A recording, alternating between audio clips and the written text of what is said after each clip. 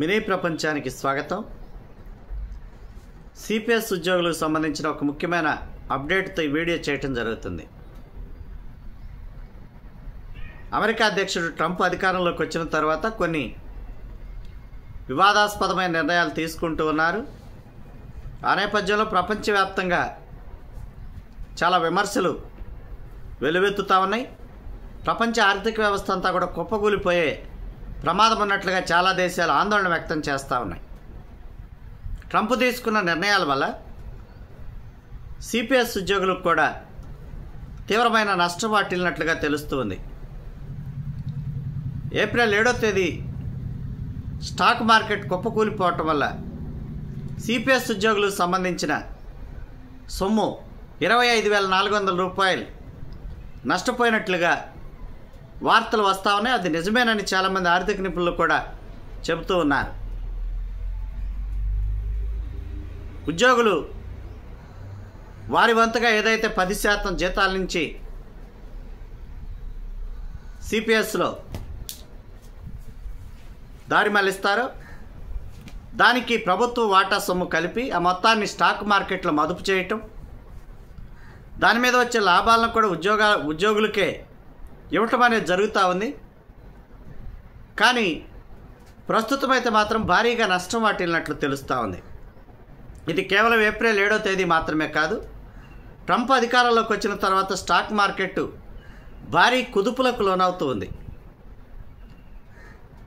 పేరు కలిగిన సంస్థలకు చెందిన షేర్లు కూడా రాత్రికి రాత్రి పడిపోవటం, చాలా నష్టం వాటిల్లటం అనేది జరిగింది. కొన్ని లక్షల కోట్ల రూపాయల సొమ్ము ఆవిరైపోయినట్లుగా తెలుస్తూ ఉంది. ఈ పరిస్థితి ఇంకా ముందు కూడా కొనసాగుతుందని చెప్తూ ఉన్నారు. 2003, 2008, 2014, 2012 సిపిఎస్ ఖాతాలకు భారీ నష్టం వాటిల్లినట్లుగా ప్రస్తుతం వస్తున్న సమాచారం ఆధారంగా తెలుస్తూ ఉంది. పూర్తి విదేశీ నిర్ణయాలపై ఆధారపడి నడిచే స్టాక్ మార్కెట్లో ఉద్యోగులు కష్టించి దాచుకున్న సొమ్మును మదుపు చేయటం అనేదే తీవ్ర ఆందోళనకు గురిచేస్తూ ఉంది. గతంలో కనుక మనం గమనించినట్లయితే చాలా ఎల్ఐసి కంపెనీలు, ప్రైవేట్ ఎల్ఐసి కంపెనీలు పేరెన్నిక కలిగినవి ప్రీమియందారుడి వద్ద ఏదైతే సొమ్ము వారు తీసుకుంటా ఉన్నారో ఆ మొత్తాన్ని కూడా తీసుకెళ్ళి మేము షేర్ మార్కెట్లో పెడతాము, దాని మీద లాభాలు వస్తాయి, వాటన్నిటిని కూడా ప్రీమియం పాలసీదారుడికే మేము ఇస్తామని చెప్పి చాలామంది దగ్గర డబ్బులు కట్టించుకోవటం జరిగింది. ఆ తరువాత ఆ రీతిగా ఎల్ఐసిలో పెట్టుబడులు పెట్టిన ఏ ప్రీమియం దారుడికి కూడా లాభాలు వచ్చిన దాఖలాలు లేవు. ఉదాహరణకు 50,000 రూపాయలు ఒకవేళ ప్రీమియం చెల్లిస్తే 50,000 రూపాయలు కూడా ఆ షేర్లు మార్కెట్లో వారు నష్టపోవటం జరిగింది. అప్పటి నుంచి చాలామంది ఆ రకమైన ఎల్ఐసి ప్రీమియంలు చెల్లించడానికి వెనకడుగు వేయటం జరిగింది. ఇప్పుడు తిరిగి సిపిఎస్ ఉద్యోగుల విషయంలో కూడా అటువంటి సందర్భమే కనపడతా ఉంది. స్టాక్ మార్కెట్ అనేది ఎప్పుడు కూడా నిలకడగా ఉండే పరిస్థితి ఉండదు. ముఖ్యంగా స్టాక్ మార్కెట్ను ప్రభావితం చేసేవన్నీ కూడా విదేశీయుల నిర్ణయాలు మాత్రమే. ప్రస్తుతం ట్రంప్ నిర్ణయాలు స్టాక్ మార్కెట్ అంతటిని కూడా భారీ కుదుపులకు లోంచేస్తూ ఉంది. కొన్ని లక్షల కోట్ల రూపాయలు ట్రంప్ రెండోసారి అధికారంలోకి వచ్చిన తర్వాత ప్రజల సొమ్ము కొన్ని లక్షల కోట్ల రూపాయలు ఆవిరైపోయింది. ఇదంతా కూడా ఒక పెద్ద మాఫియా. దీనంతా వెనక ట్రంప్కు భారీ లబ్ధి చేకూరినట్లుగా కూడా కొన్ని నమ్మదగిన వార్తా సంస్థలు, అంతర్జాతీయ వార్తా సంస్థలు కొన్ని కథనాలు వెలువరిస్తూ ఉన్నాయి. రేపో మాపో ఇటువంటి కుంభకోణం అంతా కూడా బయటికి వస్తుంది. సాధారణంగా మన భారతదేశంలో అయితే రాజకీయ నాయకులు ఏదైనా పనులు కేటాయించి లేదా లబ్ధి చేకూర్చి వారి దగ్గర నుంచి ఎంతో కొంత సొమ్ము తీసుకోవటం అని జరుగుతుంది. ఇక్కడ వ్యవస్థీకృతమైన అవినీతి ఆ రీతిగా జరుగుతూ ఉంది. కానీ అమెరికా వంటి దేశాల్లో అవినీతి ఈ రూపంగా జరుగుతూ ఉంటుంది. వారు తీసుకునే నిర్ణయాల వల్ల ఏ షేర్లు లాభపడతాయి, ఏ షేర్లు నష్టపోతాయి అనే సంగతి అమెరికా అధ్యక్షుడితో పాటు అతనికి సలహాలు ఇచ్చే బడా పారిశ్రామికవేత్తలకు సంబంధించి ఈ స్టాక్ మార్కెట్లు ఎవరైతే కీలకంగా వ్యవహరిస్తున్నారో ఆ వ్యక్తులందరికీ తెలుసు. దాని ఆధారంగానే ట్రంప్ వ్యూహాత్మకంగా కొన్ని నిర్ణయాలు తీసుకుంటారు. దానివల్ల ట్రంప్తో పాటుగా ఎవరైతే నిర్ణయాలు వెలువరిస్తూ వచ్చారో, ఎవరైతే దాంట్లో పెట్టుబడులు పెట్టారో వారికి కూడా లబ్ధి చేకూరుతుంది.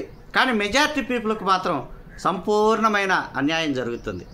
ఇదంతా ఒక పెద్ద కుట్ర కుంభకోణం. ఈ కుయుక్తి వలన సిపిఎస్ ఉద్యోగులు ఎవరైతే ఉన్నారో వారందరూ నష్టపోవటం జరిగింది. సరే, స్టాక్ మార్కెట్లో వ్యాపారాల్లో పెట్టుబడి పెట్టిన వాళ్ళు లేదా ఇతర సొమ్మును దాచుకున్న వాళ్ళు నష్టపోయారంటే అది వేరే సంగతి. కానీ ఇది ఉద్యోగులు కష్టపడి పనిచేసి దాచుకున్న జీతాల్లోంచి దాచుకున్న సొమ్ము. అది వారికి ప్రభుత్వం ఇవ్వాల్సిన వాటాగా ఇచ్చిన సొమ్ము ఈ రీతిగా నష్టపోవటం అనేది చాలా విచారాన్ని కలిగిస్తూ ఉంది, చాలా ఆందోళన కూడా కలిగిస్తూ ఉంది. చాలామంది ఉద్యోగులకు, సిపిఎస్లో ఉన్న ఉద్యోగులకు కూడా చాలామందికి ఈ విషయాలు తెలియదు. ఇది పూర్తి మార్కెట్ ఆధారిత వ్యవహారంగా జరుగుతుంది. ఏదైతే వారి జీతాల నుంచి ప్రభుత్వం మినహాయిస్తుందో ఆ సొమ్మంతా కూడా పోయి స్టాక్ మార్కెట్లో పెట్టుబడులుగా పెడుతున్నారనే సంగతి చాలామంది ఉద్యోగులు తెలియదు. ట్రంప్ అధికారంలోకి వచ్చి స్టాక్ మార్కెట్ కుప్పకూలిపోయి సిపిఎస్ ఉద్యోగుల ఫండు ఏదైతే ఉందో అదంతా కూడా ఆవిరైపోయిన తర్వాత కొంతమంది నమ్మదగిన ఆర్థిక నిపుణులు ఈ విషయాలను బయటకు వెల్లడి చేయటం జరిగింది. మొత్తానికైతే ఉద్యోగులు దాచుకునే సొమ్మును తీసుకెళ్లి స్టాక్ మార్కెట్లో పెట్టే ఒక భయంకరమైన కార్యానికి ముగింపు పలకాల్సిన అవసరం ఉంది. 33 సంవత్సరాలు ఉద్యోగం చేసి రిటైర్ అయిన తర్వాత ఎంతో కొంత భరోసా వస్తుంది. వాస్తవానికి సిపిఎస్ వల్ల ఉద్యోగులకు వచ్చే భరోసా ఏం లేదు. కాబట్టి ఓపీఎస్ కావాలని అడుగుతున్నా కూడా ప్రస్తుతం ఉన్న ప్రభుత్వాలన్నీ ప్రపంచ బ్యాంకు గుప్పిట్లో ఉన్నాయి. కాబట్టి ఉద్యోగులకు ఒకవేళ పెన్షన్ ఇస్తేనే కొన్ని పెద్ద ఆర్థిక మాన్యం వచ్చేటట్టుగా ఫీల్ అవుతున్న ప్రభుత్వాలు వారు తీసుకునే నిర్ణయాల వల్ల, వారు ఉచితంగా పంచే నిర్ణయాల వల్ల కొన్ని వేల కోట్ల రూపాయలు, లక్షల కోట్ల రూపాయలు అప్పులైపోయి రాష్ట్ర ప్రభుత్వాలు దివాలా తీస్తున్నాయి. కానీ ఉద్యోగులకు మాత్రం ఓపీఎస్ ఇస్తే చాలా ఆర్థిక నష్టం వస్తుంది, ఆర్థికంగా ప్రభుత్వాలన్నీ కూడా పాతాళానికి పోతాయన్న ఒక ఆందోళనను ప్రపంచ బ్యాంక్ ఏదైతే క్రియేట్ చేసిందో, రాజకీయ నాయకులు కూడా సామాన్య ప్రజలకి ఇదొక పెద్ద భూతంలాగా చూపించి ఓపీఎస్ అనే విధానాన్ని సామాన్యుల మద్దతు లేకుండా చేయడానికి వీలుగా అనేక రకాల కుట్రలు, ఎన్నో వ్యవహారాలు జరిగినాయి. ఆ విషయంలో ఏ ప్రభుత్వం కూడా పెద్దగా సానుకూలంగా స్పందించి ఉద్యోగులకు న్యాయం చేసేటట్లుగా కనిపించటం లేదు. మొత్తానికైతే మాత్రం ఈ స్టాక్ మార్కెట్లో ప్రస్తుతం జరిగిన నష్టం అనేది ఎవరు పూడుస్తారనేది ప్రశ్నార్థకంగా మారుతూ ఉంది. కాబట్టి ఇకనైనా ఉద్యోగులు, సిపిఎస్లో ఉన్న ఉద్యోగులైన కనీసం మీరు దాచుకుంటున్న సొమ్ము ఎక్కడ పెడుతున్నారు, దానికి ఎంతవరకు గ్యారంటీ ఉంది, ఎవరు దీనికి బాధ్యత వహిస్తారు? 33 సంవత్సరాల తర్వాత ఈ ప్రధానమంత్రి ఉండడు, ఇప్పుడున్న ముఖ్యమంత్రులు ఉండరు. కేవలం అవసరాలు మాత్రమే ఉంటాయి. కాబట్టి ప్రతి ఒక్క ఉద్యోగి కూడా మేల్కొని ఈ విషయం మీద చర్చించాల్సిన అవసరం ఉంది. ఉద్యోగ సంఘాలు కూడా ఆ మేరకు ఈ విషయంలో ఒక అడుగు ముందుకు వేసి ఈ స్టాక్ మార్కెట్లో, ప్రమాదకరమైన స్టాక్ మార్కెట్లో సిపిఎస్ సొమ్మును మదుపు చేసే ఒక భయంకరమైన క్రీడకు ముగింపు పలకాల్సిన అవసరం ఉంది.